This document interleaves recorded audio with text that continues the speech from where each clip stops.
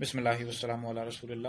ایک سوال ہمارے دارالفتاء میں یہ آ رہا ہے کہ یہ جو شادی کے موقع پر جوتا چھپائی کی ایک رسم ہوتی ہے، مثلا دولہے کا جوتا چھپا لیا جاتا ہے، پھر اس سے پیسے لیے جاتے ہیں اور پھر اس کو جوتا یا جوتے دیے جاتے ہیں، تو یہ کیسا ہے؟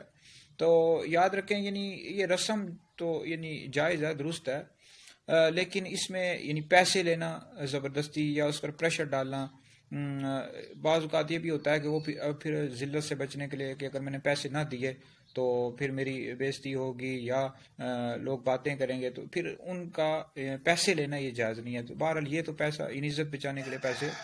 دے سکتا ہے، البتہ اگر وہ اپنی مرضی سے دیتا ہے تو خوشی سے دیتا ہے تو وہ لے سکتے ہیں، لیکن بہرحال یہ جوتا چھپائی کی جو رسم ہوتی ہے، اور پھر اس میں بعض اوقات یہ بھی ہوتا ہے لڑکیاں آ جاتی ہیں اور وہ غیر محرم ہوتی ہیں اور وہ پیسے لیتی ہیں، اور یعنی اس طرح یہ بھی جائز نہیں ہے غیر محرم لڑکیوں کا اس طرح آنا۔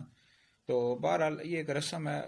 درست تو ہے، لیکن اس میں جو کچھ شرعی چیزیں ہیں، یعنی شرعی لحاظ سے جو غلط چیزیں ہیں وہ نہیں ہونی چاہیے۔